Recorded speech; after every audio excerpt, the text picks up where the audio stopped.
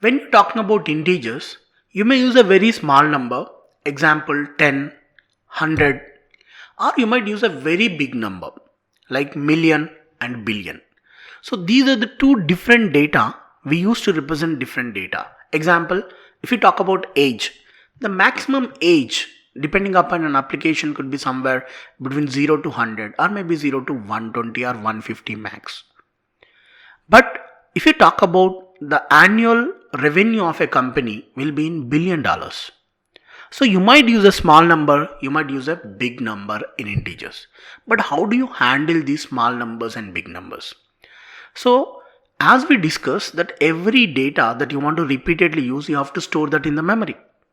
Example, the amount of memory that I require to store 10 is small, and then the amount of the memory that I used to store in billions is always big.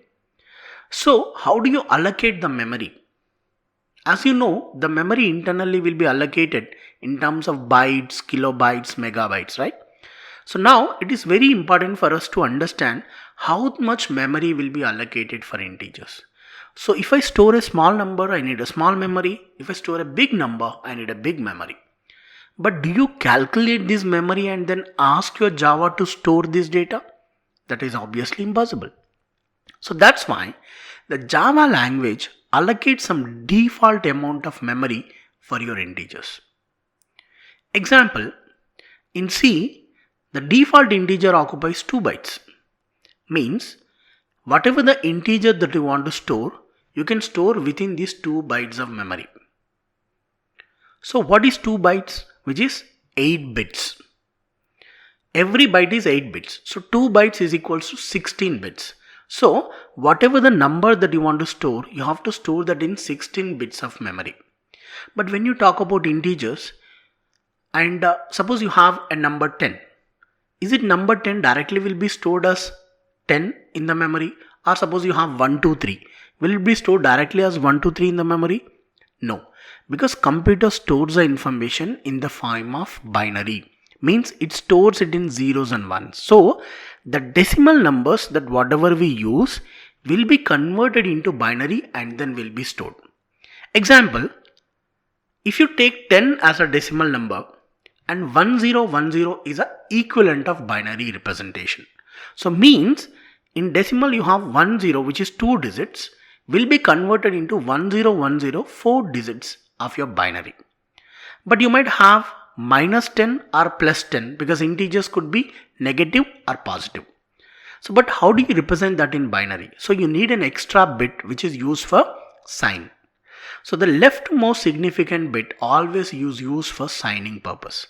So if it is 1, it is called negative, or if it is 0, it is called as positive. So to represent a numeric data either positive 10 or negative 10, we require 5 digits of binary. So means the 10 can be stored in 5 bits. So like that, if you say the range of a integer will be decided based on these 16 bits, out of which the 1 bit is used for sign. So we'll use only 15 bits for your data. So there is a mathematical formula to define what is the range of these integers. The mathematical formula is minus 2 to the power of n minus 1 to plus 2 to the power of n minus 1 minus 1. So this is the range of data what you store as an integer, where n is the number of bits. So example, if you say 2 bytes, then n value is going to be 16.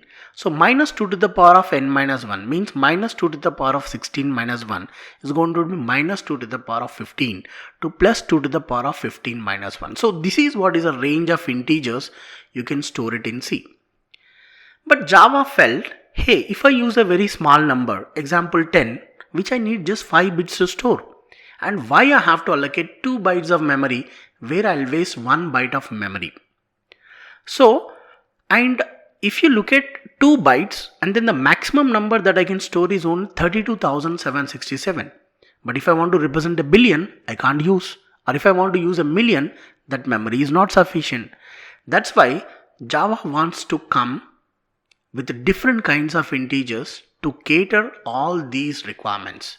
Small number, small memory, medium number, medium memory, large number, large memory.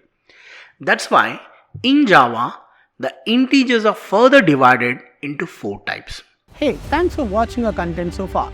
If you're new to Training Mark, we're the fastest growing technology training company and create content to help freshers like you to master the disruptive technologies like full stack development, AML, cloud, DevOps, etc. If you like the content so far, please subscribe to our channel and hit the bell icon not to miss any new content from us. Like and share this video with all your friends.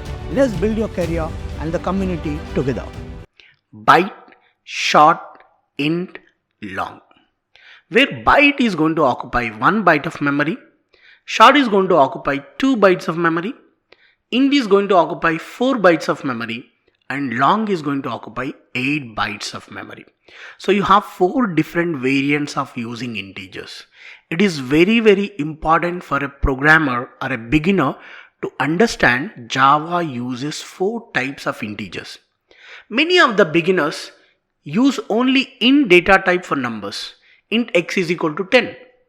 But what is the problem for defining it?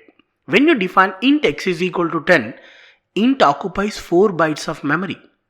But 10 requires only 1 byte to store. Remaining 3 bytes will be wasted. So like that, in order to efficiently use your memory, you have to use the appropriate data type for appropriate number.